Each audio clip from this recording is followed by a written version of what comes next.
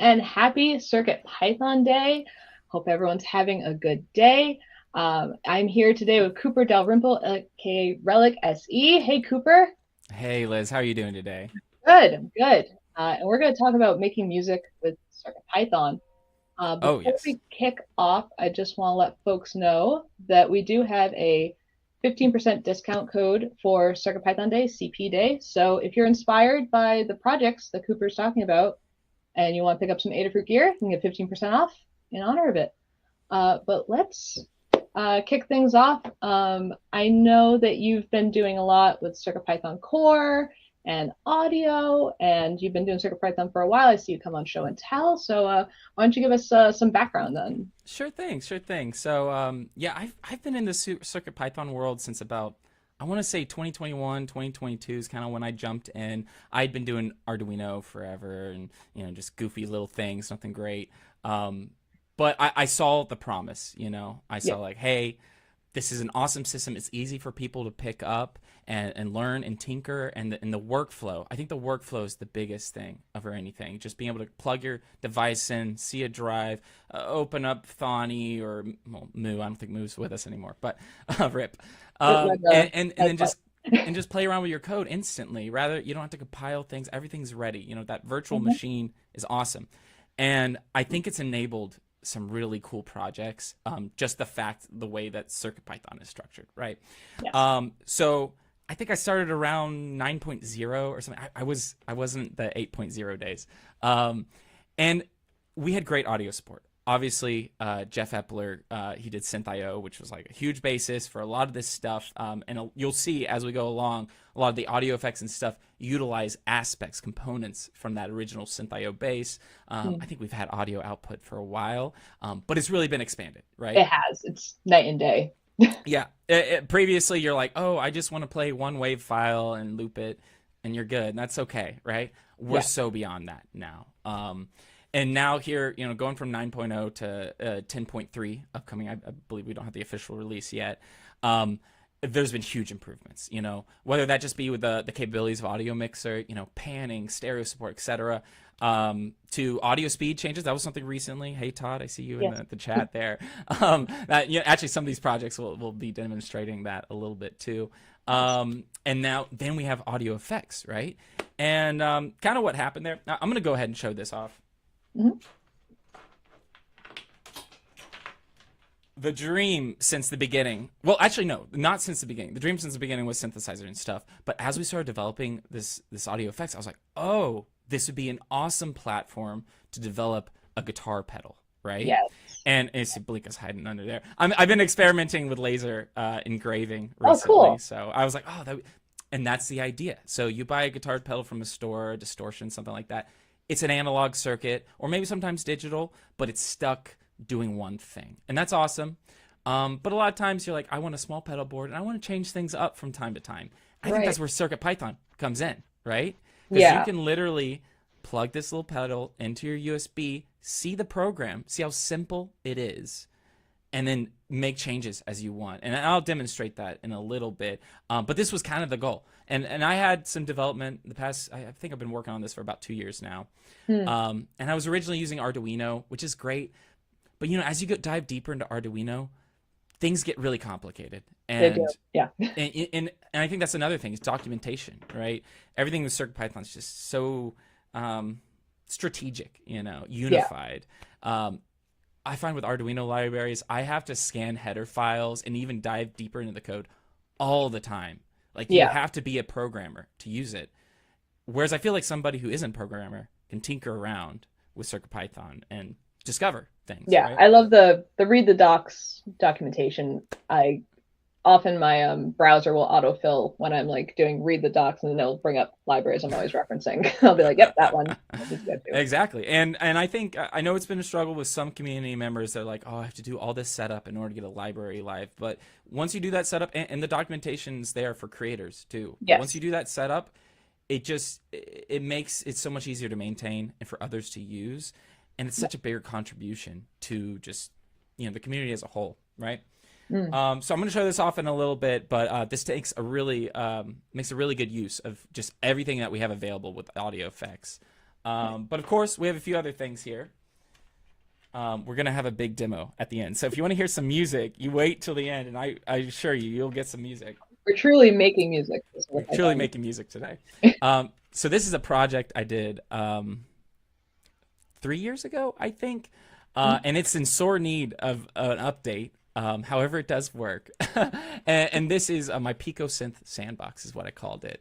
Probably needs an update as well. But we basically have a screen, touch keyboard. It's all touch I/O. Actually, I believe this might have a module that helps it. Rotary encoders, speakers, there's a headphone amp, and everything's running with I2S input and output. This was a little before its time because Tim, Foamy Guy, recently did a big, huge update to the core to add I2S in and bi-directional I2S, which is even bigger for me. Like, that was necessary in order to get this to work, basically. Right. And this is a little ahead of its time. It has I2S input, but I don't think it's even programmed. It was hardware before the software, right? But it's there, so I probably should update it to start using it. And that's for you could do some sampling, kind of like that voice box FX that Noe was showing off earlier, which I believe you worked on, right? We talked about this earlier. Yes. So the idea of this was just to kind of be if you're familiar with the Teenage Engineering OP1, kind of the CircuitPython equivalent. Oh, there you go. Where you have just a bunch of tools at your disposal. And what's really cool about this, which I probably should turn it on, is it comes with a launcher. And that's something that, once again, would be very hard to do in CircuitPython. You can't really see the screen. It's an old character display. It'd be really difficult. But basically, you run through apps, and you can choose the app that you want. So if you want a drum machine, a synthesizer, in this case, we have a player, a playback thing for audio and MIDI, which I'm going to show off in a little bit, and a sampler as well. And all that runs off of the virtual machine using the supervisor. It just says, hey, I want to load this Python file. And it tells it to load, resets the device, whatever, into that new file. So you could expand this with little apps, right? Point being that's nothing else can do that. Well, maybe MicroPython. I'm not a super well versed in MicroPython to know all the differences. Yeah, I'm not either, to be honest. But you can do it in CircuitPython, right? And so I think that's just super cool. Takes a little bit to load and stuff, but it's not that bad. Cool. So we have that, and then last thing I want to show off here, and I'll keep it plugged in because it has pretty lights. Is the Synth and I kind of picked these out because these are my favorite. USB is a little long. These are my favorite little CircuitPython toys I have, right? I play with my old synthesizer, the Pico Synth Sandbox. Sorry, it's not available. As well as this Synth I play with this all the time. Also not available. Talk about. And then that guitar pedal. And this one's great because it's using NeoPixels, which are super easy to program. In fact, I did develop a library for this, which it takes even more of the edge off, right? You don't have to remember, it's on this pin and that pin. It just gets everything configured and ready to go. And all the libraries are there. It's exciting to me. Nice. Yeah. Now, talking about availability, which I'll do a little plug, I will say I haven't opened up. It's very DIY inside, bunch of little bodge wires and stuff. But I'm very excited because they just finished producing it today. I have a module that's going to be the guitar pedal module. Oh, great. That you put and all these are based on the Pico. I'm just a really big fan of the Pico. I think a lot of us are. And so I got 10 of them coming in, shipping in from overseas. Hopefully they'll get here quickly, and I'll be able to show that off at the next show and tell. Because awesome. I think that's the next step, is just being able to share these things. I think that's the biggest issue right now with the audio projects. It's all doable with off-the-shelf components, stuff you have available at Adafruit or Amazon or whatever. But there's nothing yet out there that's does everything for you and ready to go. There's a few options. I know ToddBot also has his Pico Test Synth, which is pretty good too, and that has a lot for you to get started, but is missing a few features, I guess. Anyway, let's start jamming. Cool. Yeah. Unless you have any other questions, Liz. I guess I'm curious, how are you doing the audio in and out with the guitar pedal? What what hardware are you using for that? Oh, I wish I had one here to share. Oh, I'm using an audio codec. I think codecs are kind of the future hmm. of of DSP microcontroller stuff, right? I say future; they've been around for a long time. But what they do is you have a DAC, which is a digital analog converter, and typically they're set up for a certain type of output, line output, or they have headphone output built in. Yeah, Sometimes, like the PCM 5102, they're kind of dumb in a way in that they just take in the just take. signal and Yeah.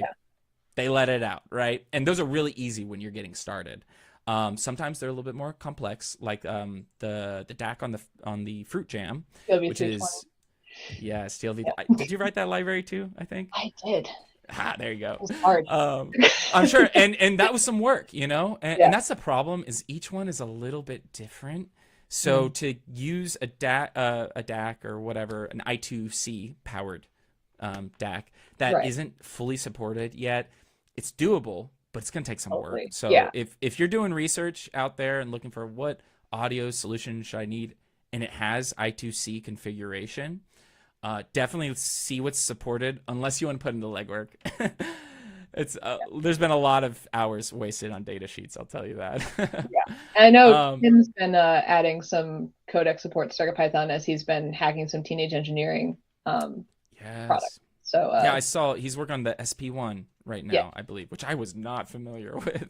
yeah, um, yeah. and the Ting, the FX one, Yeah. that had I think it was a Cypress chip on it. I think so. Yeah.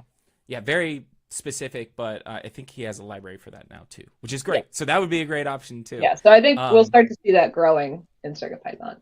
exactly. So anyway, you have DACs and you have ADCs. They're purpose built. They do one thing. You put Mm. them together, they become a codec, right? And you're like, oh, that's cool, but what's oh, there you go. Scott, this is going back. He mentioned that MicroPython doesn't do the USB auto reload. Right. But anyway, Yeah.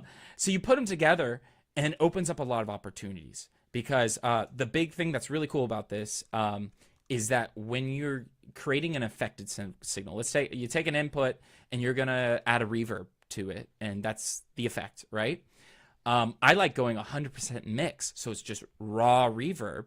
And Mm. then the codec inside of here, it can take the analog signal, and it has built-in op amps and stuff to do this over I2C configuration. And I control the volume like a pass-through that's completely analog from the input to the output, and I can mix it in with the DAC signal.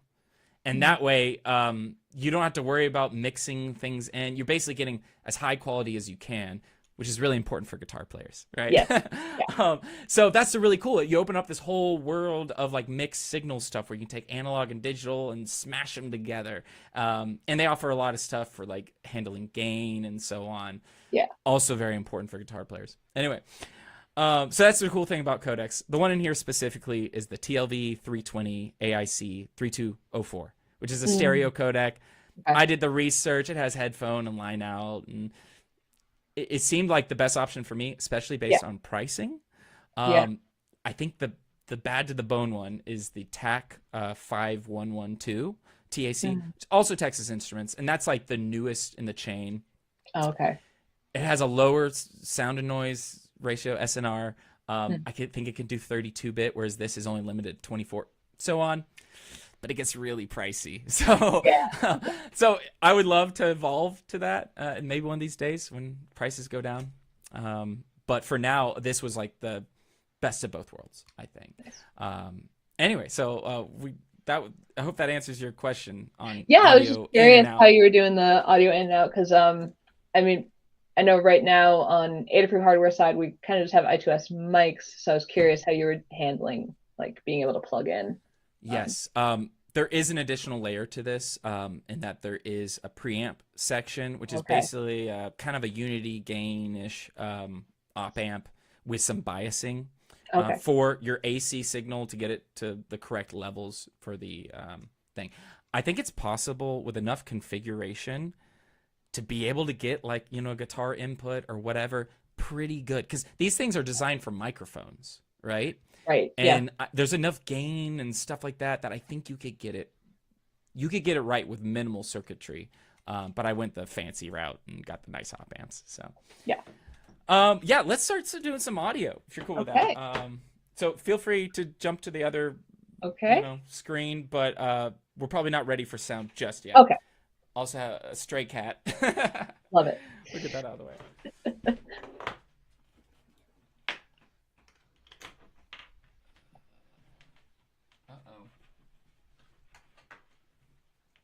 Okay, I lost the power cable. I got to find that.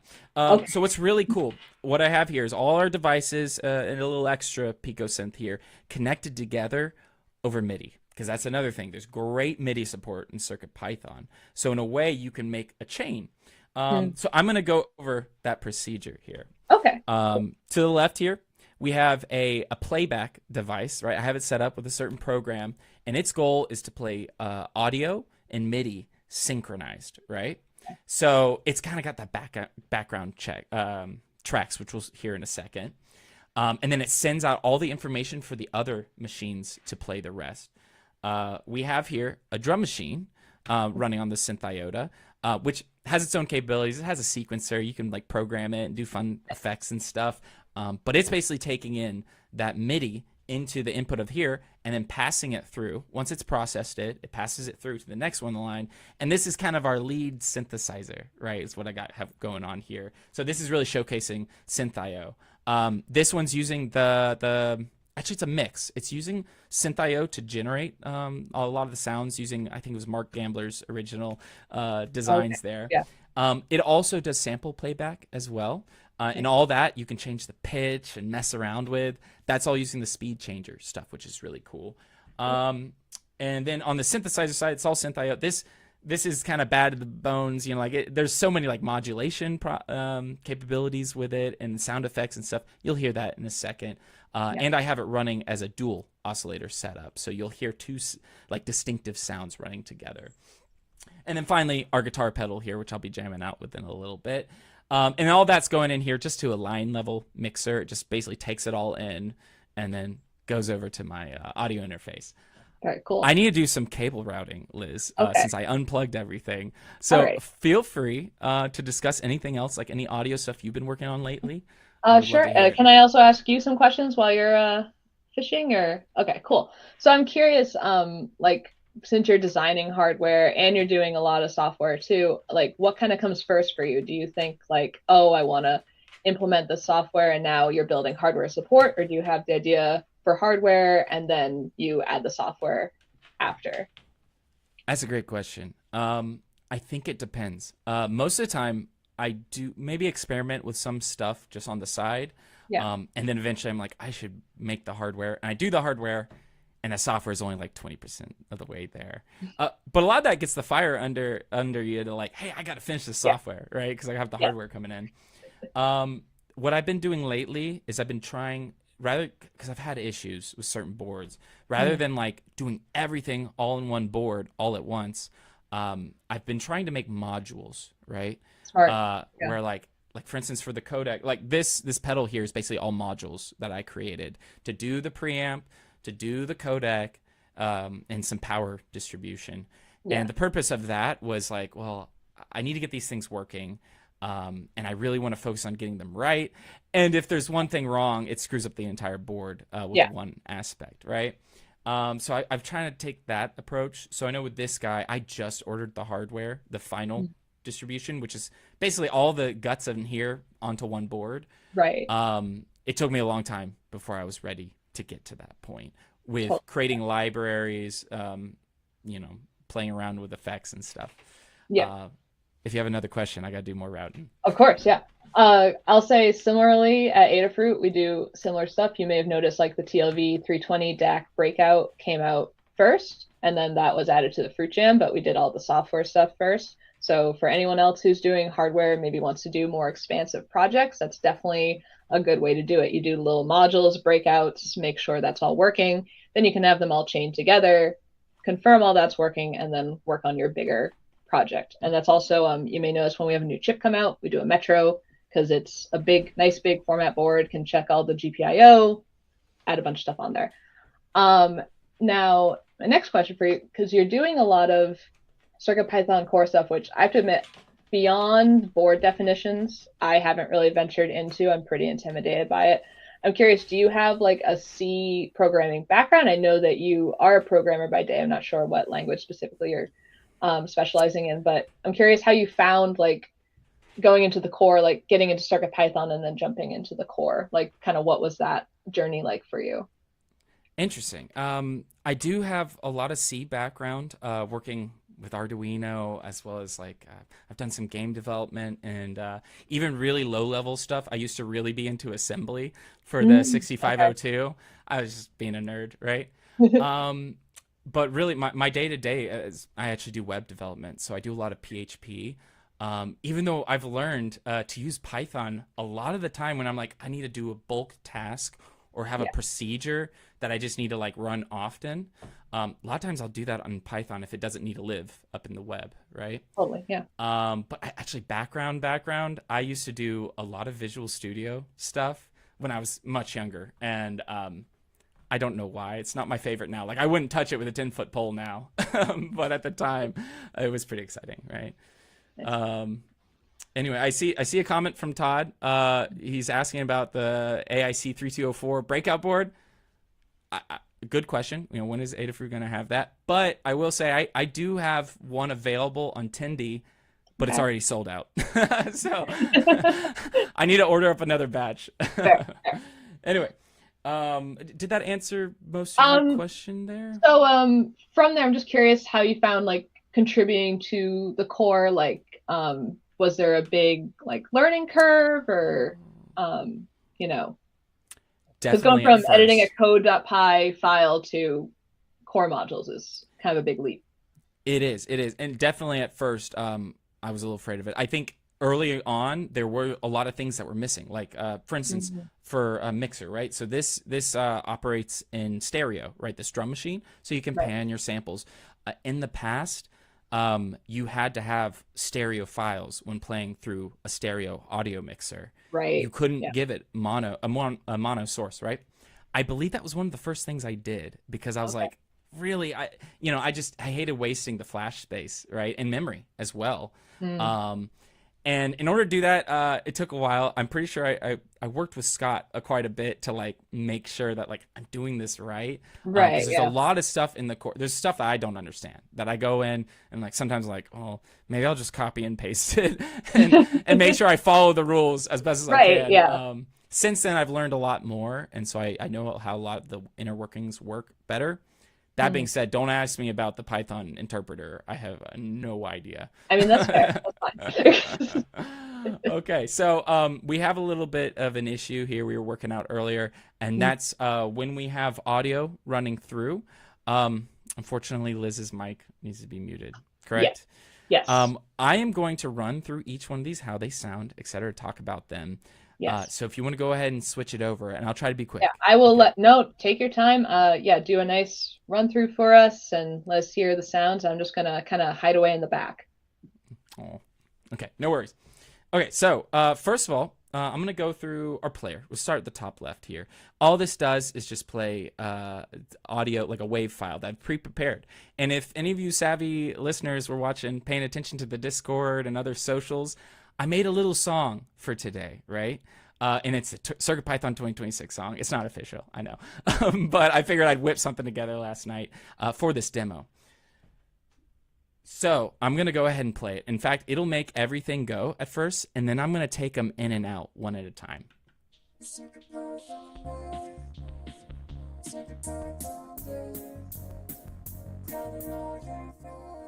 So this is the audio player here, which is just playing a wave file, right? But it's also, as you heard, the other devices were going as well. It's sending those MIDI files out, all synchronized together, right? So it's kind of like the brains behind everything. So I'm going to take that out and bring up our drum machine.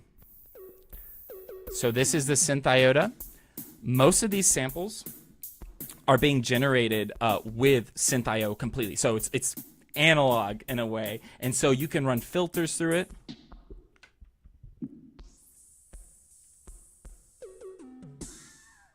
And you heard that at the end, that little Wilhelm scream, right? So the first 8 patches, little buttons we have here, those are all of your analog little doodads, right? But we also, these down here, these 5, I loaded up 5 different samples just straight onto the CircuitPy drive, right? And it plays those back using the speed changer, so you can actually mess with the pitch and everything. Oh, did I lose it? Okay, we got a little kitty cat. You can load longer samples as well, etc. You can get kind of crazy with. You probably put a whole song in there if you really want. Just really quickly, can you increase the volume a bit on the audio? You got it. Yeah, are saying it's a little quiet. Oh, I'm sorry. Let me bring it up. Okay. Is that better? You should hear a little Wilhelm scream. Anyway, cool. So this is handling all the drums samples, and then we have our synth here, and this is a little bit more classic synth I/O. Oh, bring it up. Oh, this should be going through. I think we broke something.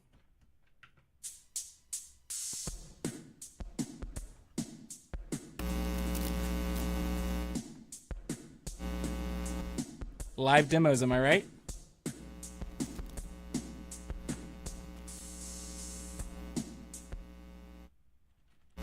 I think we have a bad cable.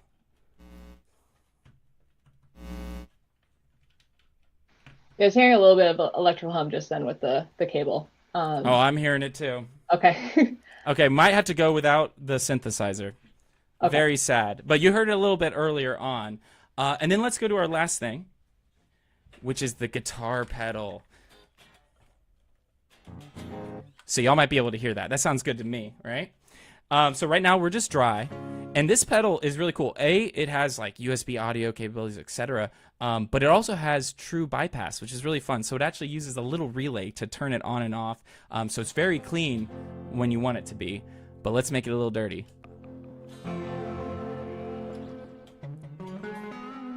So this is using 3 different stages here. So there's multiple effects going at the same time, which I think is kind of the beauty of this, is because you could have a program, just go into it, change what effects you want to use, etc., and make a full stack. You could almost have like presets of like, this is my sound here, this is my sound there, right? So right now we have a phaser, which I'm going to amp up.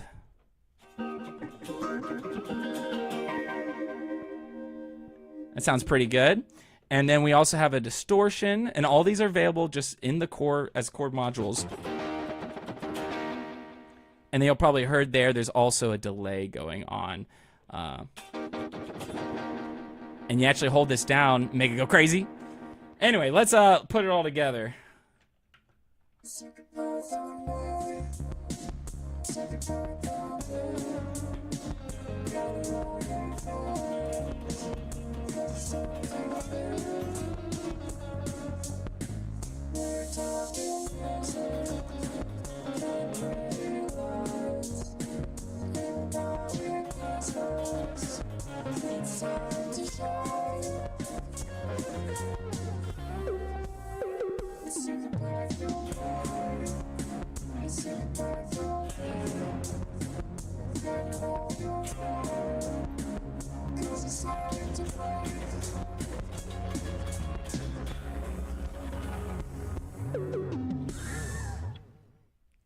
I hope that's a good enough demo for y'all.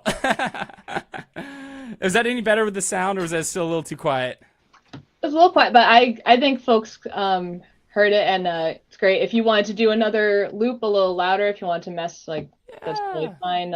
It's up to you. We got time, but I think it's so cool. And so now that we've had this demo with the guitar pedal too, I'm just seeing like you have 3 effects there that you're able to like simultaneously control the amounts. Yes, yeah. The knobs, all they do is mix, right? All so they like do the gain and the drive and stuff like that, I already have like pre-configured, pre-dialed in based on what I would like. I think it's the clip mode, right? With pre-gain and post-gain, etc. They even have like, I think these switches turns on a filter, right? Okay. So if you turn it on, it's just like a little bit more muted, a little softer.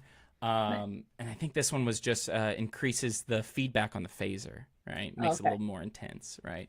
So I think that's like cool, because in a way it's 3 pedals in one, right? Yeah. And I've been really happy with like, hey, it's performing pretty good. I might have it overclocked a little bit. I will admit. Yeah. And that's always one big question, is like, can you do this stuff with like a standard Pico 1, right? The RP2040. And you totally can, but you might have to dial down your expectations just a little bit, because certain processes just, they're not quite as fast, and it struggles with some like floating point calculations and stuff. Right. Yeah. So like with the Pico 1 probably wouldn't be able to handle all this going on at once at 44.1 kilohertz, et cetera. Yeah. But the Pico 2 handles it great. Yeah. So, Yeah. unfortunately, sometimes you just have to spring for the better chip. Fair. Yeah. And I think they're available on ESP32, and well, some of the things are. Most of the development has been on the Pico, just because Yeah. it's just a great Yeah. platform, So, I agree. Yeah. So I'm curious, you've got all this stuff happening right now. Do you have I know you have the boards coming in for the guitar pedal. Are there other kind of dream synth projects you have cooking up, or things you've just started on, or things like that? I'm going a little one step at a time. Yeah. But I agree. I actually took a lot of inspiration from Todd Bott, which I mentioned before, on some of the synthesizer work, and on my work here, how I started with modules for the guitar pedal first. I kind of think that's the way to go next with the synthesizer, make it even better. Because that's one thing, some people want a little small package like this guy, practically put in your pocket. Some people want more. So one thing I was working on was creating kind of a modular key bed, we'll call it, but it's all touch based, right? And so using Stemma QT cables with I think it's the NPR 121, the little touch guy. Okay. Yeah. My kind of next big idea is well, what if we create a key bed that's just 1 octave? And you're like, well, if I want to make a keyboard that's got 4 octaves, we just patch them all together, right? And all going into one little unit. And maybe there could be a unit with a little mod wheel and pitch wheel or something like that. Some kind of more of a modular, expandable keyboard setup. That's cool. Right? Very cool. That's my next idea, I guess. That or make this thing better. I don't know. It's close. As you can tell, it's close. That's awesome. Well, yeah, I can run through the loop again, but I would be happy to answer any other questions. Anybody that's I'm curious if anyone looking to has explore better questions in chat, maybe, or I guess too, where you've added all the effects in. I'm curious, were there certain algorithms that were tricky to figure out? What do you reference when you're adding those in? That's a great question. The trickiest algorithms are probably in the distortion thing, because distortion's weird. The way that certain diodes and transistors and stuff, germanium, etc., how they operate is very asymmetrical, right? So that requires certain things. The basic clipping and stuff is pretty simple, but the actual overdrive and stuff like that requires a lot of more complex, sine, cosine kind of stuff in order to get working, and exponential and logarithmic stuff, whatever. A lot of that actually came from the Godot game engine, which you might be familiar with. Yeah. It's an open source game engine that's gained a lot of steam. I played around with it. I should be better, but anyway, they have a great audio platform for adding effects to characters and stuff. Well, I just kind of, because it's all open source, I just kind of snooped in there. I'm like, how are they doing this? So if you inspect the 2 code bases, you may find some similarities, because I don't think I could have done it on my own. That was probably the most complex as far as the actual mathematical computations of it. And maybe the whole biquad system, Jeff actually built most of that, even though he updated that a while back in order to allow, sweeping and stuff like that. Yeah. All the block input stuff, which is huge, because a lot of this stuff relies on that. Yes. Because before you had to recalculate every single time, and it was kind of a pain to deal with. But it runs really great now. Yeah. That's pretty complicated too. I believe there's a cookbook that kind of tells you how to do that. But beyond that, a lot of this relies on delays, or a combination of those base things. Delays and filters are kind of the core of how a lot of this works. The flanger effect that's available, Tim added a while back. That is basically just a delay, but treated a very specific way. Reverb, which uses it's based on the Freeverb library. That is a combination of all pass filters which Okay. I don't know if you're familiar with all pass filters, but they're crazy. Yeah. Um, because you're taking your input, going into this all pass filter, which lets all the frequencies pass. Normally you have a low pass or whatever, and the whole point is to subtract or enhance certain frequencies. Well, all pass lets everything through, but shifted just a little bit. So it's a little out of phase. So it's really strange. The way that reverb works is it takes an input signal and then processes it through, like, 8 or 16 all pass filters set up a very specific way to create reverb. I don't know. It makes no sense to me, but it works really great.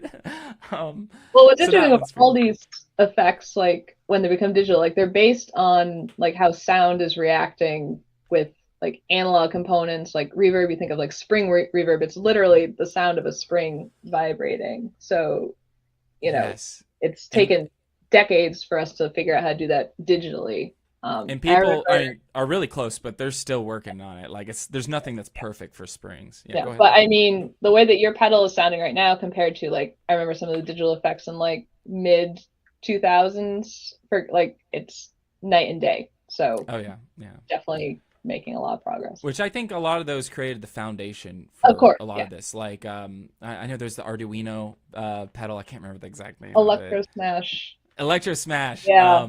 That one's awesome. Super good people. Yeah. But it does a lot of trickery because I believe it's 8-bit, It is. potentially unsigned. Yeah. Maybe it's signed. I can't remember.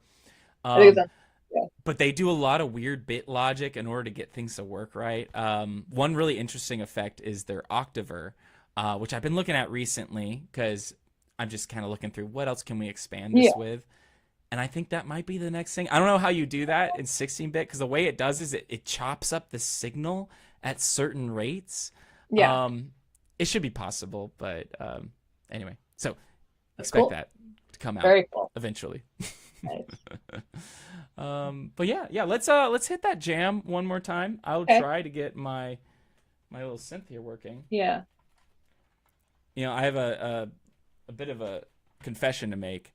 I didn't have enough 3.5 millimeter cables, so I actually made some of these this morning. That might be why it's not working. No, it's okay. Yeah, and then if you're able to lift the volume at all, I know folks were asking for it to be loud. Okay, cool.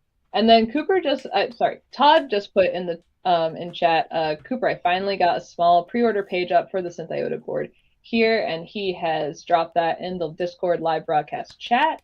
So if you aren't a member of our Discord, definitely head over to adafruit.it/Discord to see where all those fun links are putting. And then Paul also dropped a link to your SoundCloud for the CircuitPython Day 2026 song. So if folks want to check that out, that's there.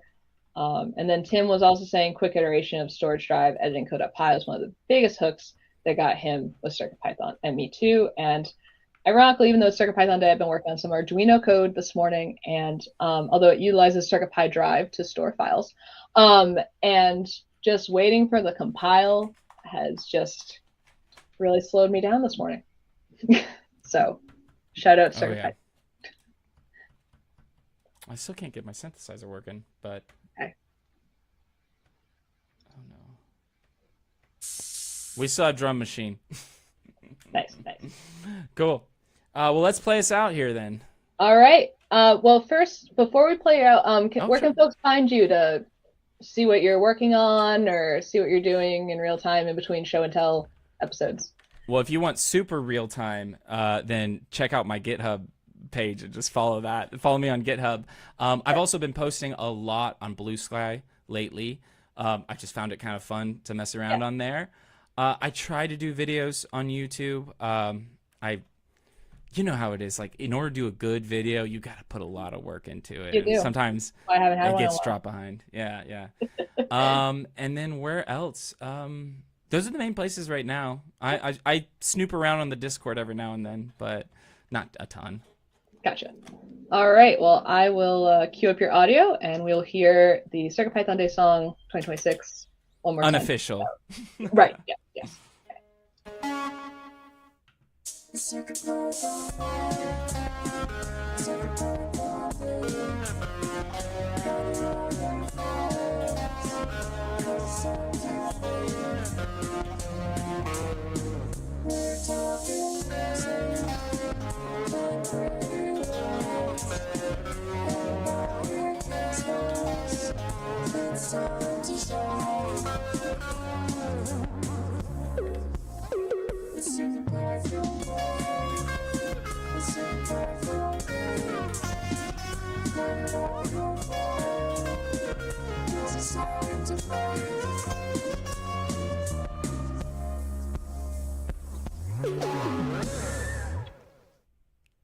Hopefully that was better. That was awesome. Awesome. Thank you so much, Cooper, for joining us on CircuitPython Day to show off everything you're working on. I have links in the description of this video too to follow him, see what he's working on.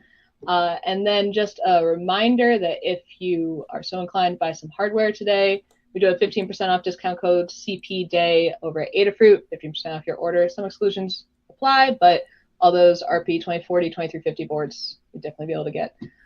But thank you so much, Cooper, and I'll see everyone at the next session at 2 p.m. We're going to be talking with Dan, Scott, and Tim, CircuitPython core devs, see what's new. CircuitPython 10.3, we're going to be talking a lot probably about audio effects, which we're talking about here. So that's what I like to hear. It's been a pleasure, Liz. Thanks for keeping me on. Thank you. Have a good one.